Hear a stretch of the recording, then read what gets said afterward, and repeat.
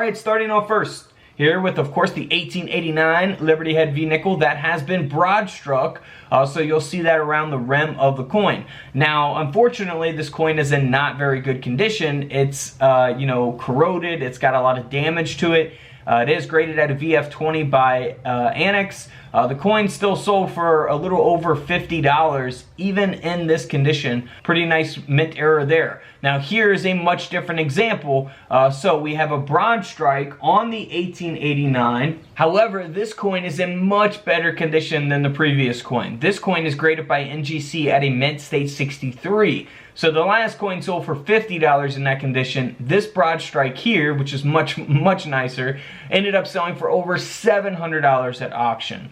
So very nice mint error there. Very nice condition. Alright, moving on to an 1889 V-Nickel that sold for over $6,000 at auction. Now the reason that this coin sold for that much money is because of its condition. That's where all the value is at. The coin is graded by PCGS at a mint state 66. So, if this coin was in terrible condition without any mint errors, it would not be valuable. However, because it's in this condition at a 66 grade, that's what makes it valuable. That's why the coin sold for over $6,000. Again, if you compare that to an 1889 V-Nickel that's only graded at an XF45 by PCGS, you're only looking at the $70 range for this coin as opposed to over $6,000. Now here's an 1889 V-Nickel that was struck 15% off center, graded by NGC at an AU58. This coin ended up selling for nearly $500 at auction. Of course, the majority of the value there is in that mint error, it being off center.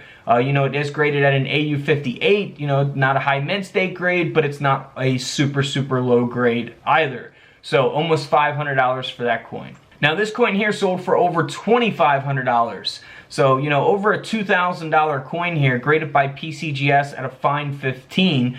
And that's because it is the Liberty Head V-Nickel design that was actually struck onto a 1-cent planchet.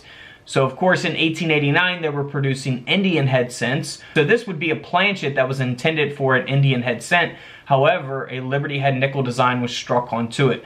And that's why the coin sold for over $2,500. Now something to look for with your microscopes, your coin microscopes, which I have available on couchcollectibles.com. They are sold out a lot, so I do apologize if you get on there and they are sold out. This is something you want to look for where the 1 and 8 of the 1889 date are over a 1 and an 8. Pretty visible there. You can look for, misplaced dates, repunch dates on all kinds of different coins, Indian head cents, as well as other coins. So 1889, look for the 1 over the 8. Now here's an 1889 proof V-Nickel. So this is not your regular business strike coin. This is a very high graded proof coin graded by PCGS at a proof 65 cameo. And this coin sold for over $7,000 at auction. Of course, proof coins will be much more detailed, have that mirror shiny like finish, as opposed to, the flat finish, I guess you could say, for the regular business strike coins. So feel free to check out my other coin videos here on the channel. Alright guys, don't forget to subscribe in the middle. Feel free to check out those videos to the left of me. And until tomorrow, I'll see you guys in the comment section below. This is Couch Collectibles, and this is where I disappear.